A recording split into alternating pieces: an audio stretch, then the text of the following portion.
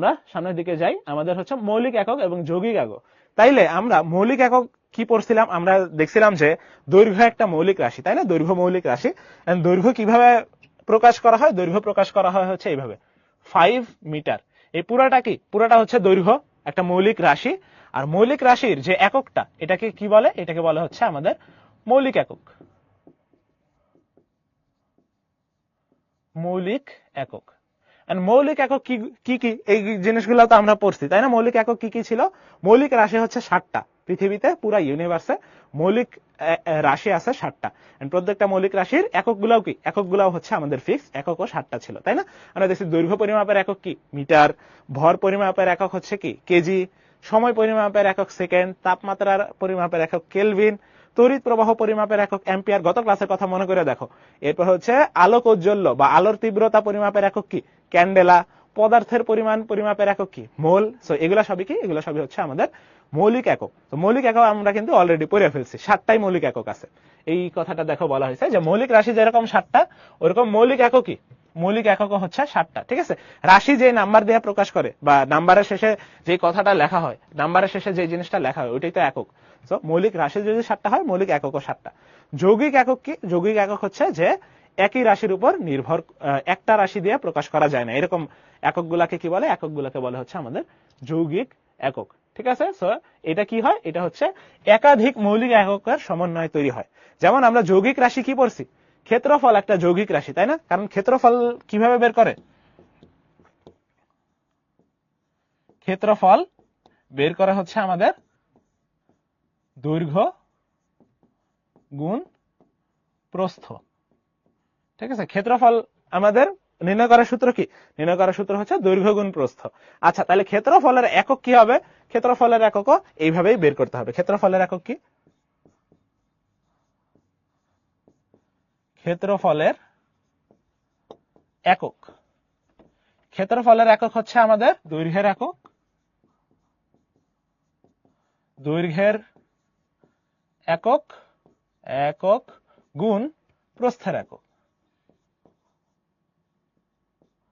প্রস্থের একক। এবার তোমরা বলো দৈর্ঘ্যের একক কি?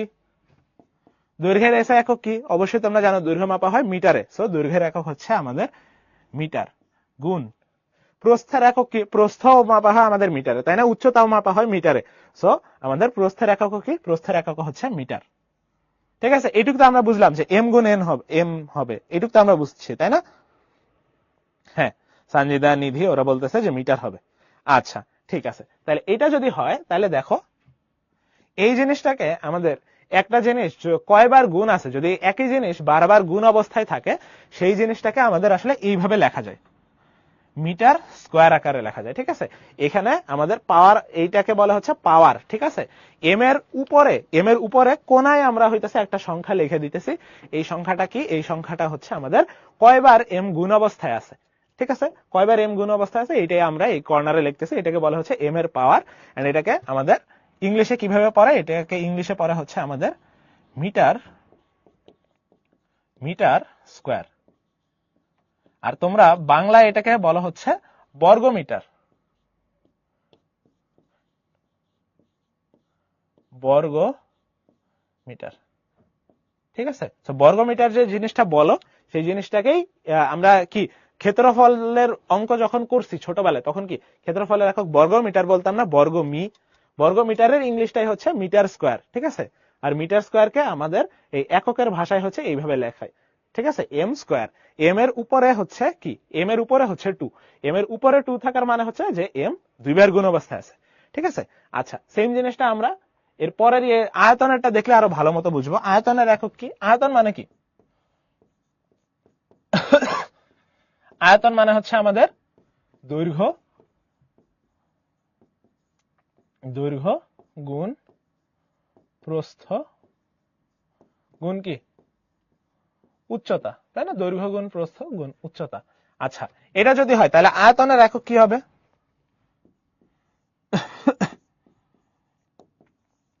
আয়তনের একক। আয়তনের একক কি হবে? আয়তনের একক হবে হচ্ছে আমাদের দৈর্ঘ্যের একক। দৈর্ঘ্যের একক গুণ প্রস্থের একক, প্রস্থের একক, এর সাথে কি গুণ করতে হবে? এর সাথে গুণ করতে হবে হচ্ছে আমাদের উচ্চতার একক। তাহলে দৈর্ঘ্যের একক কি তোমরা বলো তো? অলরেডি তোমরা জানো যে দৈর্ঘ্যের একক কি? দৈর্ঘ্যের একক হচ্ছে আমাদের মিটার। এটার সাথে কি গুণ হবে? এটার সাথে গুণ হবে হচ্ছে প্রস্থের একক। প্রস্থের একক কি? প্রস্থের একক ও মিটার। এরপর হচ্ছে উচ্চতার একক। উচ্চতা কিভাবে মাপে? উচ্চতা মাপে হচ্ছে মিটারের সাহায্যে, এটার একক ও মিটার। তো 3 বার গুণ অবস্থায় আছে, আমরা 2 বার গুণ অবস্থায় থাকলে উপরের কর্নারে 2 লিখে দেই। 3 বার গুণ অবস্থায় থাকলে এটাকে আমরা বলি হচ্ছে এম কিউব। ঠিক আছে, এটাকে পড়া হয় কিভাবে? এটাকে পড়া হয় হচ্ছে এম এম কিউব বলতেছি, এটা পড়া হয় হচ্ছে আমাদের মিটার কিউব। ঠিক আছে, মিটার কিউব, বা বাংলায় বলা হয় হচ্ছে আমাদের ঘন মিটার, ঘন মিটার। ঠিক আছে, তো এই জিনিসটা হচ্ছে আমাদের এখানে দেখো, আমাদের কি একটা একক দিয়ে প্রকাশ করা যাইতেছে? একটা একক কিন্তু না, এখানে কি, এখানে কিন্তু 2টা মিটার আছে। এটাকে একটা একক দিয়ে প্রকাশ করা যাইতেছে না, এখানে কিন্তু 3টা মিটার আছে। সো একাধিক মৌলিক একক দিয়ে যেগুলো প্রকাশ করা লাগতেছে সেগুলো কি? যৌগিক একক। ক্ষেত্রফল যেমন যৌগিক রাশি, মিটার স্কোয়ার কি? মিটার স্কোয়ার হচ্ছে যৌগিক একক। আয়তন একটা যৌগিক রাশি, মিটার কিউব কি? মিটার কিউব হচ্ছে একটা যৌগিক একক। ঠিক আছে, এখন আমরা নতুন আরেকটা জিনিস দেখবো, বেগ। বেগের একক কি? বেগ সম্পর্কে আগে আমাদের জানতে হবে। বেগ কি? বেগ হচ্ছে আমাদের দূরত্ব, দূরত্ব ডিভাইডেড বাই সময়। ঠিক আছে, দূরত্ব ডিভাইডেড বাই সময়। আচ্ছা, দূরত্ব, তাহলে এককগুলা কি হবে? বেগের একক, এখানে এই দাগটার মানে কি? দাগ মানে তো ভাগ চিহ্ন, এটা তো অলরেডি আমরা জানি। বেগের একক, বেগের একক হবে হচ্ছে আমাদের দূরত্বের একক, দূরত্বের একক ডিভাইডেড বাই সময়ের একক, সময়ের একক।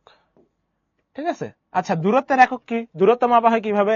আমার এই হাত এই জায়গায় আছে, আরেক হাত এই জায়গায় আছে, মাঝখানে দূরত্ব কত বললাম? 5 মিটার। তাহলে দূরত্ব কিসে মাপলাম? দূরত্ব মাপলাম আমরা হচ্ছে মিটার এককে। ঠিক আছে, সো দূরত্ব মাপার একক হচ্ছে আমাদের মিটার। সো দূরত্বের একক কি হবে? দূরত্বের একক হচ্ছে মিটার। সময়ের একক কি? সময় কিভাবে মাপে? তোমরা অলরেডি সবাই জানো, সেকেন্ড দিয়ে। সো এটা হচ্ছে মিটার ডিভাইডেড বাই সেকেন্ড। ঠিক আছে, এটাকে ইংলিশে পরে হচ্ছে মিটার পার সেকেন্ড।